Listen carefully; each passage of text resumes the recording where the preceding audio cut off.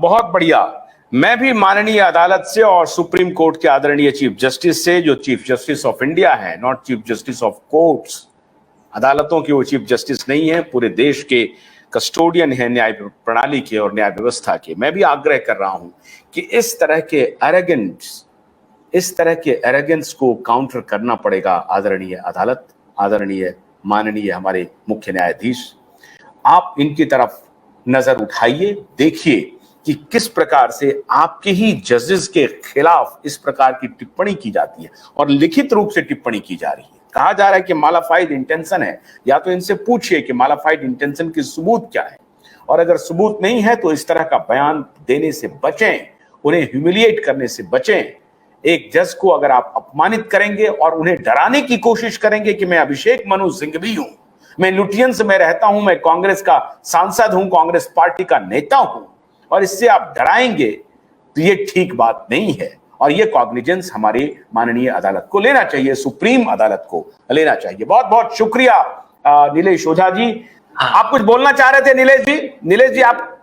हाँ, तो देखिए, और सबसे बड़ी बात, जो आरोप इन्होंने लगाए थे वो आरोप सुप्रीम कोर्ट ने नहीं माने, क्योंकि बेसलेस थे। इसीलिए वो सीबीआई इन्वेस्टिगेशन का ऑर्डर सेट असाइड नहीं किया सुप्रीम कोर्ट ने। सुप्रीम कोर्ट ने जस्ट उनके पास से मैटर निकालकर दूसरे बेंच को देने का आदेश दिया। वो भी गलत है।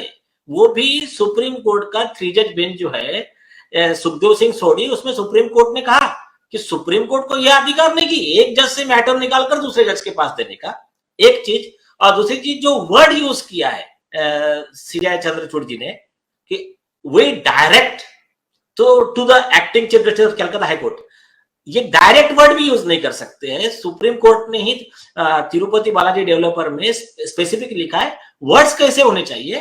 We expect, we hope that high court will follow, इस तरह के वर्ड यूज करना चाहिए। तो ठीक है, ऐसा मान के चलिए, वो थोड़ी देर के लिए मान के चलिए कि प्रेजुडाइज और बायस प्राइमा फेसी लगते हुए कोर्ट ने उनके कोर्ट बेंच से मैटर निकाले, ठीक है, प्राइमा फेसी मान के चलिए।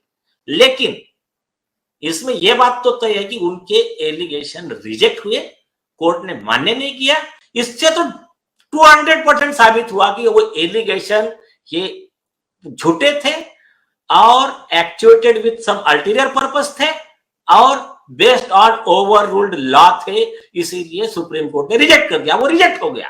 अब रिजेक्ट होने के बाद में अब तो इनको कार्रवाई से कोई नहीं बचा सकता, कार्रवाई अभी मस्ट है इनके खिलाफ। बहुत शानदार तरीके से आपने, जिस प्रकार से कानून की व्याख्या आप कर रहे हैं, जिस प्रकार से जहां कहीं भी अन्याय दिखाई पड़ रहा है, चाहे वो जजेस के खिलाफ हो या जजेस के द्वारा हो, वकील के खिलाफ हो, वकीलों के द्वारा हो, इन सबको जिस प्रकार से नीलेश जी आप उठा रहे हैं, मैं आपको प्रति आभार अपना प्रकट करता हूं।